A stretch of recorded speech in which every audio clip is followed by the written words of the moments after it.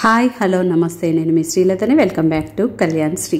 ఈరోజు ఒక మంచి స్నాక్ రెసిపీతో మేము ముందుకు వచ్చేసానండి. అదేంటంటే 2 కప్పుల బియ్యం పిండితోనే ఇన్స్టెంట్గా అప్పటికప్పుడు ఈ విధంగా స్నాక్స్ లాగా చేసి పెట్టారనుకోండి, అందరికీ నచ్చుతుందండి. నిజమండి, తప్పకుండా ఒక్కసారి కనుక ట్రై చేసి చూడనుకోండి, మళ్ళీ ఇలాగే చేసుకొని తినేస్తారు. మరి ఈ చిట్టి పునుగుల ప్రిపరేషన్ ఏంటి, ఏ విధంగా ప్రిపేర్ చేసుకోవాలి అనేది వీడియోలో క్లియర్గా చూసేద్దామండి. ఫస్ట్ టైం కనుక మన ఛానల్ని చూస్తున్నట్లయితే తప్పకుండా సబ్స్క్రైబ్ చేసుకోండి. నచ్చినట్లయితే ఒక మంచి లైక్ కొట్టండి.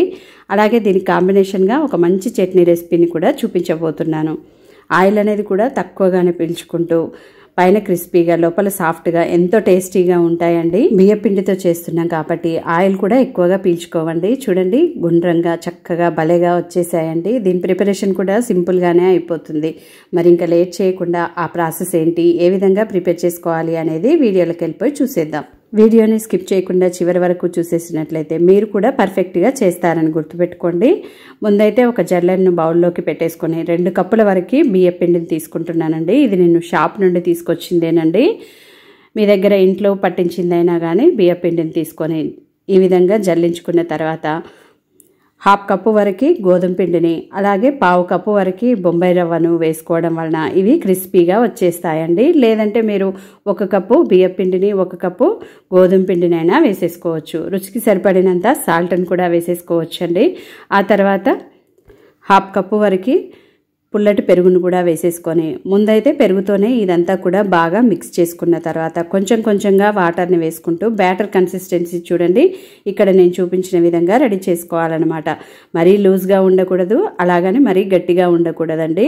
ఇలా మధ్యలో కొంచెంగా వాటర్ని వేసుకుంటూ మిక్స్ చేసుకోవాలి. నాకైతే ఇక్కడ 1.5 కప్పుల వరకు పట్టిందండి. మీ పిండి క్వాంటిటీకి తగ్గట్టుగా చూసుకొని ఒకేసారి కాకుండా కొంచెంగా వేసుకోవాలని గుర్తుంచుకోండి. రిబ్బన్ కన్సిస్టెన్సీ ఉండేలాగా రెడీ చేసుకోవాలన్నమాట.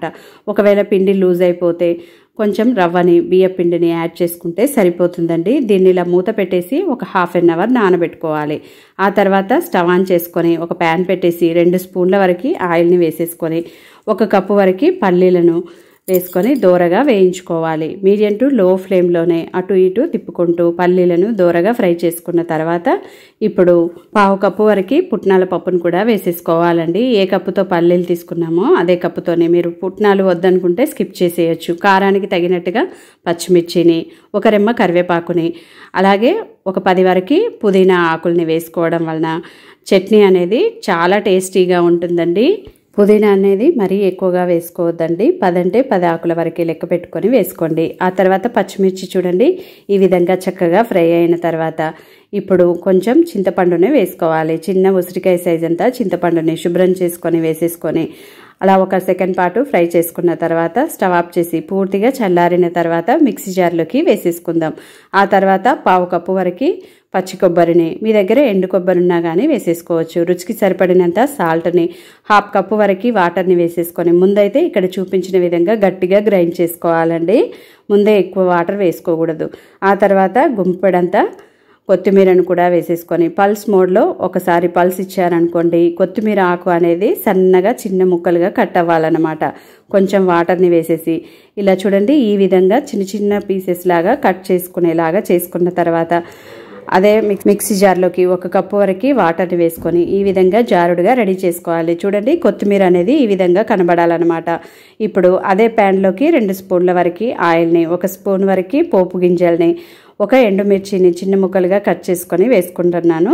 అలాగే 1 రెమ్మ కరివేపాకుని వేసేసుకొని లో ఫ్లేమ్లో ఇవి దూరగా చిటపటమనేలాగా ఫ్రై చేసుకున్న తర్వాత చిటికెడంతా ఇంగువని కూడా వేసేసుకొని పోపు అనేది చక్కగా ఎర్రగా ఫ్రై అయిన తర్వాత రుబ్బి ఉంచుకున్న ఈ చట్నీలోకి పోసేసుకొని అంతా బాగా కలిపేసుకోవాలి. మనకి టేస్టీ చట్నీ అనేది కూడా చక్కగా రెడీ అయిపోయిందండి. ఈ చట్నీ అనేది ఇడ్లీ, దోశ, బోండాల్లో కూడా చాలా టేస్టీగా ఉంటుందండి. ఇప్పుడు చట్నీని పక్కన పెట్టేసి పిండిని ఒకసారి చెక్ చేసినట్లయితే చూడండి చక్కగా రెడీ అయిపోయింది.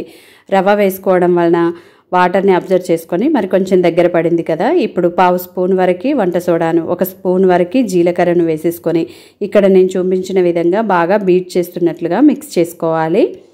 చూడండి ఇలా ఒక 5 మినిట్స్ బాగా బీట్ చేస్తూ కలుపుకోవడం వలన మనం వేసే పునుగులు అనేవి ఫ్లఫీగా వచ్చేస్తాయండి. చూడండి ఈ విధంగా ఉండాలన్నమాట. మరొకసారి చెప్తున్నాను, బ్యాటర్ కన్సిస్టెన్సీ చూడండి ఈ విధంగా ఉండాలి. ఆ తర్వాత తడి చేత్తోని ఇలా సైడ్స్ నుంచి పిండిని తీసుకొని ఇక్కడ చూపించిన విధంగా డ్రాప్ చేసేసుకోవాలి. ఈ కన్సిస్టెన్సీ ఉండాలన్నమాట. ఆ తర్వాత ఇప్పుడు స్టవ్ ఆన్ చేసుకొని ఆయిల్ని బాగా వేడి చేసుకుందాం. ఇలా వంట సోడా జీలకర్రను వేసే టైంలోనే నేనైతే స్టవ్ మీద ఆయిల్ని పెట్టేసుకొని వేడి చేసుకున్నానండి. ఆ తర్వాత ఇప్పుడు పిండిని ఈ విధంగా సైడ్స్ నుంచి తీసుకొని ఇలా ఆయిల్లోకి డ్రాప్ చేసేసుకుందాం. ఆయిల్ అనేది బాగా వేడెక్కిన తర్వాత స్టవ్ని మీడియంలో ఉంచేసి ఇలా వేస్తూ ఉండంగానే ఇవి చక్కగా ఫ్రై అయ్యి మనం ఎలా వేసినా కానీ అవి గుండ్రంగా రెడీ అవుతాయండి. ఆ తర్వాత ఇలా ఇక్కడ చూపించిన విధంగా గరిటెతోని అన్ని వైపులా కూడా ఈవెన్గా అటు ఇటు తిప్పుకుంటూ ఫ్రై చేసుకోవాలన్నమాట. ఇలా మంచి కలర్ వచ్చేసి లైట్ గోల్డెన్ బ్రౌన్ కలర్లోకి చక్కగా ఫ్రై అయిన తర్వాత వేడివేడిగా సర్వింగ్ ప్లేట్లోకి తీసుకొని సర్వ్ అవుట్ చేసేసుకోవడమే. నేనైతే ఫస్ట్ అయితే ఇలా ఫ్రై చేసుకున్న దానిలో నుంచి ఒకటి తీసుకొని కొంచెం కట్ చేసి స్టవ్ పక్కన పెట్టేస్తానండి. నాకు ఎప్పుడు అదే అలవాటు. ఆ తర్వాత మీరు ఇంకొక విషయం ఏంటంటే ఇవి సరిగ్గా పొంగలేదనుకోండి, మీరు కావాలంటే మరొక చిటికెడంతా వంట సోడాను వేసుకోవచ్చు. ముందే ఎక్కువగా వేసుకున్నారనుకోండి ఆయిల్ని ఎక్కువగా పీలుస్తాయని గుర్తుపెట్టుకోండి. ఇంతేనండి, మిగతా పిండితో కూడా ఇదే పద్ధతిలో పునుగుల్ని వేసేసుకోవాలి. మనం తీసుకున్న ప్యాన్కి ఆయిల్కి సరిపడినన్ని వేసేసుకొని చక్కగా ఫ్రై చేసుకున్న తర్వాత వేడివేడిగా సర్వింగ్ బౌల్లోకి తీసుకొని సర్వ్ అవుట్ చేసేసుకోవడమే. ఇంతేనండి, ఎంతో టేస్టీగా ఉండే పునుగులు అనేవి చక్కగా తినడానికి రెడీగా ఉన్నాయి. మరి మీరు కూడా తప్పకుండా ట్రై చేసి మీకు ఎలా కుదిరిందనేది మంచి ఫీడ్బ్యాక్ని నాతో షేర్ చేసుకోండి. నచ్చినట్లయితే ఒక మంచి లైక్ కొట్టండి. ఫ్రెండ్స్ అండ్ ఫ్యామిలీ మెంబర్స్కి షేర్ చేయండి. మరిన్ని ఇలాంటి టేస్టీ రెసిపీస్ కొరకు మన ఛానల్ని సబ్స్క్రైబ్ చేసుకోండి. Thanks for watching. See you in next video.